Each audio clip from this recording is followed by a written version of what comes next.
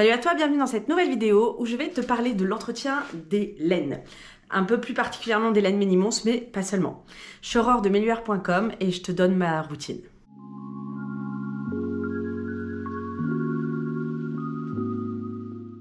Alors, quand j'ai commencé à pénétrer dans l'univers de la laine, j'avais un longhi, puis après, quelques temps après, j'ai eu un body.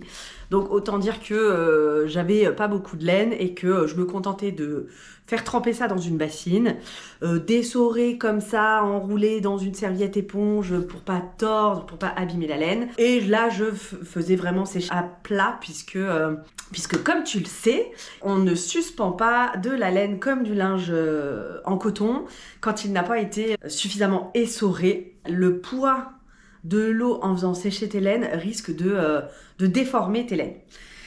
Mais j'ai une petite astuce pour ça. Au fur et à mesure du temps, j'ai commencé à augmenter un peu le nombre de pièces en laine. Pour mon troisième enfant, je te cache pas que je me suis bien fait plaisir. Même si j'ai une tendance minimaliste, j'ai raflé plein de vieilles laines et du coup ça m'a permis d'en avoir pour moi relativement beaucoup. Petit à petit, moi aussi je me suis équipée. Ça devenait un peu trop fastidieux et laborieux. Et par contre, je ne suis pour autant pas passée au lavage en machine, même avec le programme laine. Je t'explique pourquoi. Il se trouve que moi, j'ai toujours eu des machines d'occasion, de seconde main. J'avais pas la notice, c'est des vieilles machines. Voilà, c'est pas forcément envie de leur confier mes précieuses laines. Du coup, je suis restée sur un lavage à la main parce que par contre, j'ai eu beaucoup de retours d'expérience concernant les machines qui elles vont peser le linge et délivrer une quantité d'eau en fonction de ce poids. Sauf que c'est calibré sur du coton majoritairement et que le poids de tes laines, ça correspond pas forcément au poids de ton coton et qu'en tout cas, la laine, elle a besoin de beaucoup d'eau pour se gorger d'eau parce qu'elle a quand même une capacité. Elle a une tendance hydrophobe dans le sens où quand tu vas avoir du liquide, si t'en as pas beaucoup, il va juste couler en fait ce liquide sur ta laine. Encore plus si elle est lanolysée, mais même si elle ne l'est pas. Et puis après, à arriver à un certain niveau de saturation, là, elle va commencer à absorber et à pomper. Et elle a un très fort pouvoir d'absorption. Une fois qu'elle commence à se gorger, il faut y aller. Et du coup, souvent dans les machines, dans les cycles laine, ça va manquer d'eau. Donc j'ai eu des retours de maman où les laines ressortaient aussi sèches que quand elles étaient rentrées.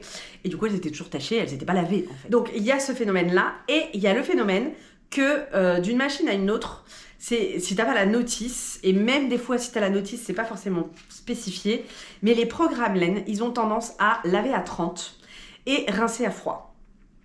Et en fait, la laine, c'est pas tellement un problème juste de température, c'est surtout un problème de choc thermique. Donc si tu envoies une eau tiède et que derrière tu envoies une eau froide, c'est là que potentiellement tes laines peuvent bouger, c'est-à-dire qu'elles vont feutrer, se rétrécir, mousser. Donc c'est pas l'idéal en fait au niveau de l'entretien. Pas toutes les machines ne font pas ça, elles sont vraiment à froid tout le long. Donc c'est toujours à jauger en fonction de tes machines. Donc moi en fait, c'était pas compliqué pour moi de continuer à faire tremper mon linge avec la lessive. Parce que quand je dis faire tremper, c'est vraiment juste je me contente de tremper. Je brasse un peu l'eau et je laisse tremper. Et très souvent, je l'oublie même. Et bon, maintenant, j'ai un peu plus de mal à l'oublier puisque dans mon organisation et dans mes quantités de laine, c'est dans la baignoire que je m'installe. Donc forcément, il faut la libérer, la baignoire. Et du coup, je lave avec la lessive. C'est extrêmement rare en fait que j'ai besoin de détacher. Le côté plus laborieux pour moi, en tout cas, dans tout ce process d'entretien de mes laines, c'était plutôt le rinçage et l'essorage. Et donc en fait là-dessus, j'ai plutôt la garantie que la machine, elle va rester sur un seul bain quand je mets sur le programme rinçage. Et a priori c'est à froid. Là je vide ma baignoire, je transporte ma laine dans ma bassine, je la passe dans la machine à laver et là je mets un programme rinçage. Ce qui va m'assurer que mes laines qui étaient déjà bien gorgées d'eau, elles vont avoir assez d'eau pour être vraiment rincées, donc bien lavées, et qu'elles vont être suffisamment essorées pour pouvoir s'étendre comme un t-shirt en coton. C'est là que c'est intéressant du coup, parce qu'il n'y a plus ce besoin de sécher à plat. Tu les sors tes laines, moi je le fais en 600 tours minutes juste parce que j'ai peur. Même si j'ai plein de témoignages de mamans qui essorent à 1002 sans pitié, il n'y a aucun problème, les laines vont bien.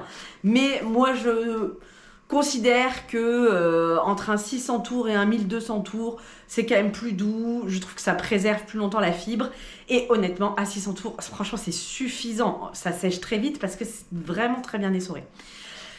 Selon ce que j'ai lavé, c'est vrai que là du coup Arthur il a grandi, il n'y a plus de longhi à l'anolyser, voilà, il y a moins besoin de l'anolyser par rapport au risque de fuite urinaire pour des couches.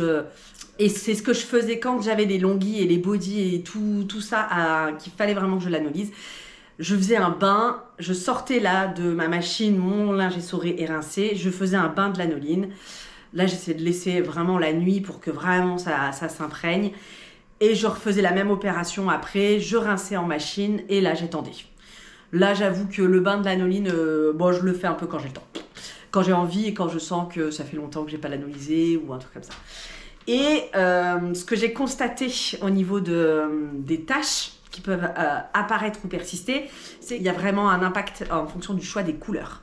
C'est pour ça que moi, quand je vous aide par exemple à faire votre précommande ou même après quand vous préparez une grosse commande de vêtements, je vous demande toujours l'âge de votre enfant parce que ça situe un peu où il en est dans son développement psychomoteur. Est-ce que tu as entamé la DME? Est-ce que c'est un tout petit bébé qui bouge pas? Est-ce qu'il est en train d'explorer sa motricité, de faire du 4 pattes, qui va orienter vers des pantalons avec patch sur les genoux ou pas?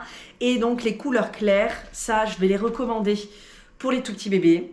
Quand tu attaques la DME, soit tu as plein de laine et tu acceptes le parti que tu aimes trop cette couleur et que tu t'en veux quand même, mais que tu sais que tu vas la laver plus souvent et tu as plein d'autres laines pour tourner. Soit tu es une minimaliste comme moi et tu vas choisir tes couleurs en fonction de où en est ton enfant. Et aussi en fonction des pièces. Typiquement, il y a eu quand même une collection Minimons. Les couleurs et peut-être la qualité de la laine aussi cette année-là faisait que ça captait énormément les taches. Et moi j'avais un gilet orange festive. Une catastrophe, en fait c'était un enfer. Au bout d'un moment en fait j'ai arrêté de laver et j'ai pris mon parti, ce gilet est taché. Voilà. Aussi il y a vraiment des couleurs que je sais qu'elles vont tacher facilement. En fait je vais plutôt les destiner à des petites pièces accessoires, genre un tour de cou. Là sur la dernière collection, le Tangerine Marmelade il est magnifique, mais je ne me suis pas trompée, il tache très fort. Donc là tu prends pas un body avec un enfant en DME, tu prends pas un gilet, tu prends pas une grosse pièce en fait qui va te demander beaucoup d'efforts pour l'entretien en fait. Là j'ai pris les mitaines et j'ai pris le tour du cou. Je propose toutes les couleurs, enfin j'essaye en général de proposer toutes les couleurs parce que je sais qu'il y en a parmi vous qui aiment ces couleurs claires même si ça risque de nécessiter un peu plus d'entretien par ailleurs. Mais moi, quand je fais mes stocks, je les fais aussi en fonction de cette vigilance que j'ai d'avoir plus de body en couleur foncée qu'en couleur claire, par exemple. Voilà, j'espère que cette vidéo t'a plu et que ça t'éclaire un peu plus sur comment entretenir tes laines. Si tu veux soutenir mon travail, c'est hyper important, tu mets un petit j'aime, vraiment ça m'aide beaucoup. Le top du top, c'est de mettre un commentaire et de partager. Voilà, je te dis à bientôt pour une nouvelle vidéo. Porte-toi bien!